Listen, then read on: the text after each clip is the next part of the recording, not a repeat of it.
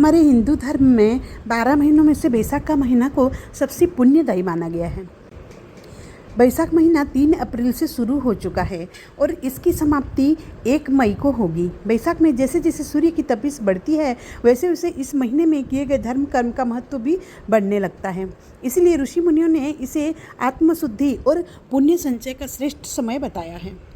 बैसाख का श्री कृष्ण से क्या संबंध है, इस माह में क्या करना चाहिए, किन कामों को नहीं करना चाहिए, आइए जानते हैं। पुराणों में वर्णित है कि बैसाख पूरे महीने में किए गए स्नान, दान, जप और तप का फल अक्षय होता है, यानी यह कभी भी समाप्त नहीं होता। इसके अलावा बैसाख में विवाह, नई चीज़ों की शुरुआत, गृह प्रवेश, 16 संस्कार करना कभी खत्म न होने वाला पुण्य देता है। श्री कृष्ण ने बैसाख को अपना प्रिय महीना माना है। मास में विवाह, नामकरण, मुंडन संस्कार करना बहुत शुभ माना जाता है। इस समय ग्रह नक्षत्र अनुकूल रहते हैं और जीवन में सुख, समृद्धि और स्थिरता का आशीर्वाद मिलता है। संतान को लंबी आयु का वरदान मिलता है। नया घर बनवाने या उसमें प्रवेश करने के लिए यह महीना सबसे श्रेष्ठ माना गया है।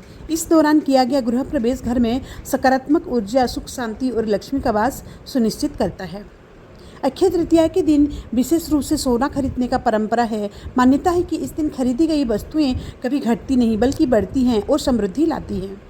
बैसाख मास में हवन, यज्ञ, सत्संग और पूजा पाठ करने से अक्षय पुण्य की प्राप्ति होती है। सुहागिनों को भोजन कराना, उन्हें सुहाग सामग्री दान करना श्रेष्ठ है। पुराणों में कहा गया है कि जो व्यक्ति इस महीने में सूर्योदय से पहले स्नान करता है और व्रत रखता है वो कभी दरिद्र नहीं होता।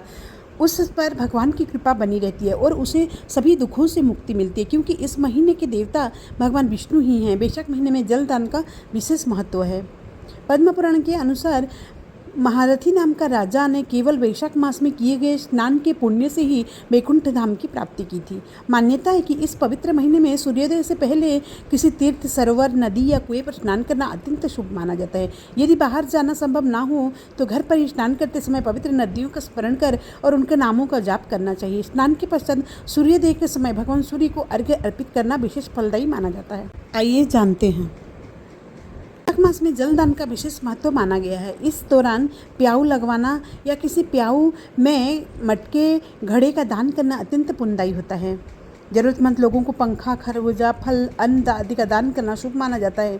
मंदिरों में अन्न और भोजन का दान करने से विशेष फल की प्राप्ति होती है।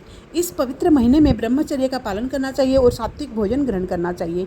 पूजा पाठ, जप और यज्ञ के साथ संयमित जीवन अपनाना चाहिए और एक समय भोजन करना लाभकारी माना गया है। बैसाख मास में रोजाना शाम के समय तुलसी के सामने दीपक जरूर जलाना चाहिए। ऐसा करने से भगवान विष्णु और माता लक्ष्मी की विशेष कृपा प्राप्त होती है। इस महीने में जो काम नहीं करना चाहिए वो ये जानते हैं।